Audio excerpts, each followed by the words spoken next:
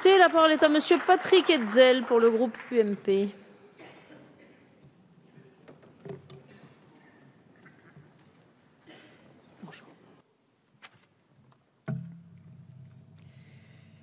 Madame la présidente, monsieur le ministre, monsieur le président de la commission des lois, monsieur le rapporteur, mes chers collègues, nous arrivons en ce début de troisième lecture de ce texte à un moment crucial et je dois dire en exergue que je déplore la manière dont les choses ont pu se dérouler la semaine dernière en commission des lois parce que finalement le débat ne fut pas très important et nous nous sommes retrouvés dans une situation où finalement nous n'avons pas pu, je dirais, développer nos arguments. J'espère que nous pourrons le faire maintenant.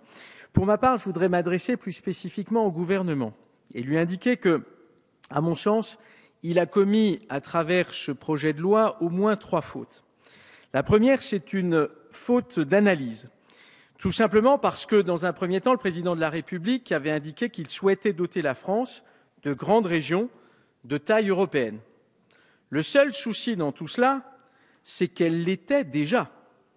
Les régions françaises étaient en effet, avant la réforme dont vous êtes en train de nous parler, les plus vastes de toute l'Union européenne. La superficie de la Bourgogne est d'ores et déjà plus vaste que celle de la Belgique, pour ne prendre que cet exemple. Devant l'évidence, d'ailleurs, il est intéressant de voir comment l'argumentation du gouvernement lui-même a évolué. Les régions françaises, avez-vous fini par dire, monsieur le ministre, manquaient de population et donc il fallait évidemment aller vers des régions de plus en plus obèses. C'est certes un peu moins faux, mais surtout, cela n'a aucune importance car il n'existe, et nous le savons, plusieurs reprises nous vous l'avons indiqué, nous n'avons eu aucune réponse à cela, il n'existe aucune corrélation entre la population d'un territoire et sa performance économique. Alors, qu'est-ce que vous voulez faire ?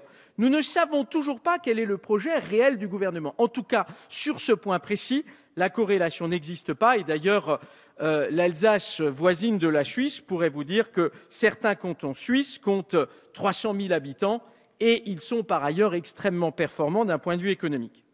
L'Alsace, d'ailleurs, pour ne citer qu'elle, dernière pour la superficie, est en fait 13e pour la population et elle affiche le 3e PIB national par habitant. Cela montre bien que ce n'est pas une question de taille. Donc, pour moi, il y a une première erreur, c'est de vouloir insister sur cet effet de taille. Ensuite, deuxième erreur, c'est une erreur méthodologique. Si vous voulez modifier la carte des régions, à ce moment-là, il fallait avoir un dessin clair. Et d'ailleurs, vous voulez uniformiser, eh bien, dans ce cas-là, comme l'avait rappelé Benoît Apparu à plusieurs reprises, pourquoi n'avez-vous pas cherché à construire à ce moment-là ces nouvelles collectivités autour des métropoles. Et là aussi, on voit bien que vous n'êtes pas allé dans cette direction. Donc là, en plus de cela, c'est une erreur méthodologique, mais c'est aussi une erreur géographique et on ne comprend pas très bien quel est le dessein poursuivi. Alors, vous auriez, autre solution, pu développer des choses autour des régions identitaires, comme cela a été rappelé par notre collègue Touré tout à l'heure, en partant du principe que des habitants qui partagent un sentiment d'appartenance définiront plus facilement des objectifs communs que lorsqu'il n'y a pas cet affecto régionalisme, comme l'avait indiqué Alain Touré.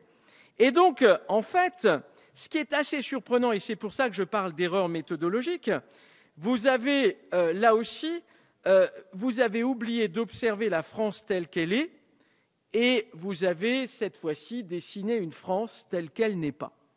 Et ça, je crois que, même les révolutionnaires n'auraient jamais fait une chose pareille. Et je voudrais vous rappeler que les révolutionnaires, alors que cela fait plus de 2 siècles, eh bien, ils ont consulté pendant plus d'1 année avant de refaire le nouveau découpage. Donc, évidemment, on voit bien, le gouvernement a voulu aller vite. Il s'agissait d'agir dans la précipitation. C'est d'ailleurs pour cela que tout se fait dans l'urgence. Un sujet comme celui-là ne devrait pas se traiter dans l'urgence. Et puis, troisième erreur, c'est une erreur d'opérationnalisation. il existait, à mon sens, une solution pour apporter un peu plus de souplesse à ce dispositif.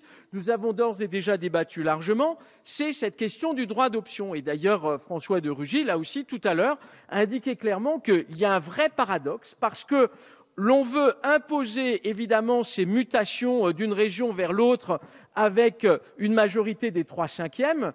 Eh bien, si nous avions appliqué ici même dans l'hémicycle cette majorité des 3/5, eh bien, votre réforme, Monsieur le Ministre, elle n'aurait pas été votée.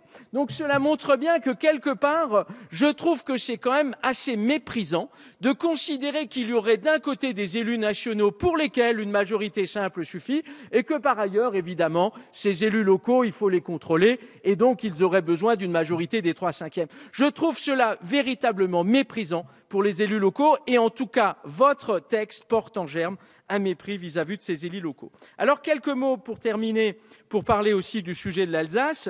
Nous avons jusqu'ici inutilement proposé, manifestement, puisque chaque fois on nous dit circuler, il n'y a rien à voir, un projet de régionalisation originale pour le territoire alsacien. Je voudrais souligner à ce stade des débats que nous ne défendions nullement des intérêts égoïstes d'une région, mais que nous voulions permettre que puissent être engagés dans cette région, où l'on réfléchit collectivement au devenir des institutions depuis plus de 30 ans, une expérience que j'ose qualifier d'expérience d'avant-garde, réclamée par un très grand nombre d'experts pour la France entière et qui pouvait profiter à de très nombreuses autres régions. Elle représenterait une réforme de structure profonde et autrement plus fructueuse que ces fameuses méga-régions impotentes que vous voulez nous imposer. L'échec du projet alsacien, à mon sens, vous aliénera pour longtemps, d'abord la grande majorité des citoyens de cette région, mais c'est aussi un très mauvais coup porté à la réforme des institutions territoriales en France, car ce que l'on votera ici va à la fois désorganiser et bloquer le système pour longtemps. En tout cas, je garde encore espoir et j'espère que lors de cette troisième lecture, finalement, nous aurons une oreille plus attentive de la part du gouvernement que celle que nous avons eue jusqu'à présent. Je vous remercie. Merci, monsieur le député.